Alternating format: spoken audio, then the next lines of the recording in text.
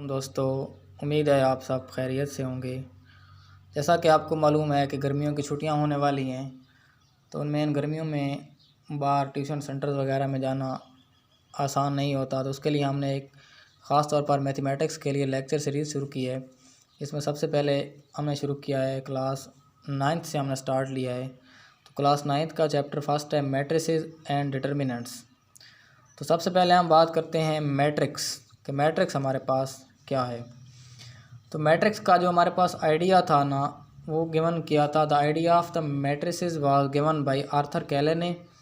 English mathematician था जी, 19th century का mathematician था।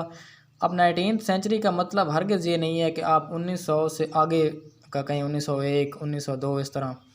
19th सेंचुरी का मतलब है 1800 से लेकर 1900 तक, मतलब 1858 कह लें, 1857 कह लें, 1898 कह लें। तो ये सारा 19th सेंचुरी की हम बात कर रहे हैं।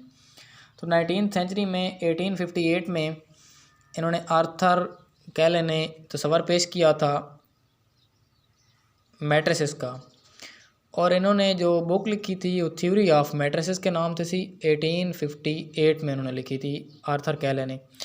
उसके बाद मैट्रिसेस बेसिकली होता क्या है मैट्रिक्स, हम कह सकते हैं कि rectangular array of collection of real numbers.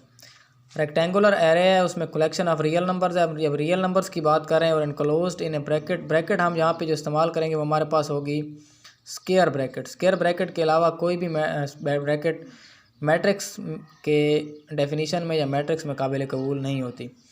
तो स्क्वायर ब्रैकेट्स में नंबर है हमारे पास 0, 1, 2 अप टू 1 है। तो हमने 3 नंबर है लिए, इनको स्क्वायर ब्रैकेट में बंद करें तो हम कहते हैं हमारे पास ये मैट्रिक्स की डेफिनीशन हो गई। उसके बाद बात की है उसने रियल नंबर्स की। तो रियल नंबर्स में आप देख सकते हैं कि हमारे पास रैशनल नंबर्स भी हैं और इर्रेशनल नंबर्स भी।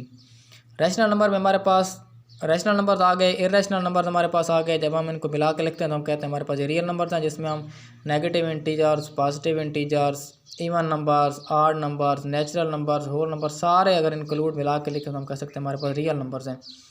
लेकिन इसमें एक और क्लास होती है हमारे पास आयोटा की क्लास, तो वो इसमें शामिल नहीं होगी। इसमें सिर्फ और सिर्फ कौन से नंबर होंगे, रियल नंबर्स। अब मैट्रिक्स में 2 तरह की टर्म इस्तेमाल की जा सकती है। एक हमारे पास होती है रोज़ और दूसरे हमारे पास होते हैं columns.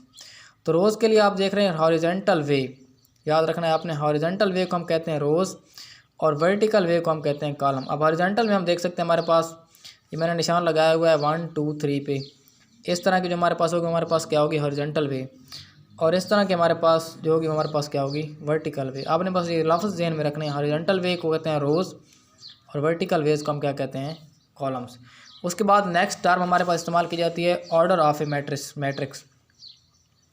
Order of a matrix पे हम 2 चीज़ें ज़हन में हमारे पास होती हैं, number of rows and number of columns. The number of rows and columns in a matrix specifies its order. ये हमारे पास ऑर्डर बनाती हैं order of a matrix. Order of matrix की बेसिकली हम जो उसको ज़ाहिर किया जाता है वो किया जाता है m/n से। m हमारे पास है नंबर ऑफ़ रोज़, n हमारे पास है नंबर ऑफ़ कॉलम्स। अब यहाँ पे इस एग्जांपल पे ज़रा गौर करें तो m = 1, 2, 3, 1, 0, 2। इसमें कितने नंबर ऑफ़ रोज़ है हमारे पास 2 और नंबर ऑफ़ कॉलम्स हमारे पास कितने हैं 3। तो 2/3 हमारे पास क्या होगा, ऑर्डर ऑफ ए मैट्रिक्स। उसके बाद हमारे पास है इक्वल मैट्रिक्स। इक्वल, जब भी बात इक्वल किया है तो आपके जहन में 2 या 2 से ज़्यादा चीज़ें होनी चाहिए। 2 या 2 से ज़्यादा चीज़ें ना हो तो हम उसे इक्वल के ज़ुमरे में हम उसे नहीं कह सकते। तो इक्वल मैट्रिक्स बेसिकली हम लेते हैं 2 मैट्रिसेस, लेट ए और B are 2 matrices, then A is set to be equal to B a following axioms are satisfied. 2 axiom इसके पास होते हैं। पहला है हमारे पास ऑर्डर बराबर होने चाहिए, ऑर्डर ऑफ ए